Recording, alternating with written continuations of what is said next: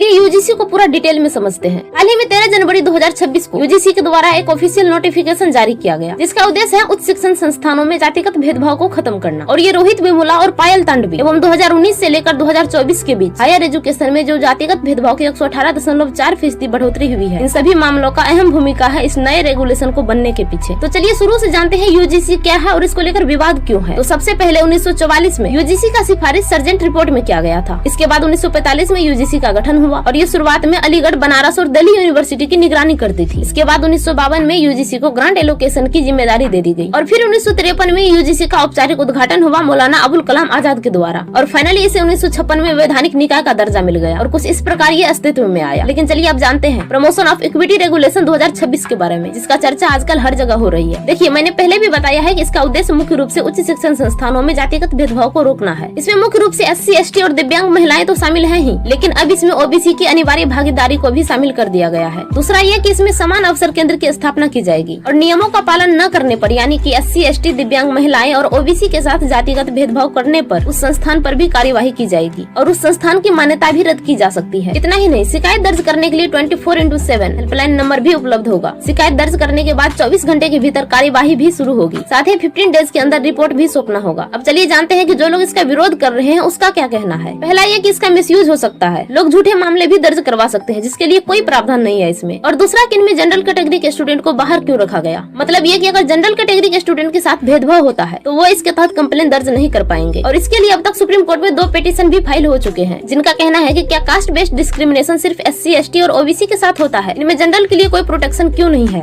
और इसलिए इस पिटीशन में डिमांड किया गया है कि कास्ट बेस्ड डिस्क्रिमिनेशन को कास्ट न्यूट्रल रखा जाए ताकि हर इंसान को इसका प्रोटेक्शन मिल सके। लेकिन मैं आप सबसे पूछना चाहूंगी कि आपका क्या कहना है, क्या इसमें कोई बदलाव की जरूरत है या फिर ये पूरी तरीके से सही है। अपनी राय कमेंट में जरूर बताइए।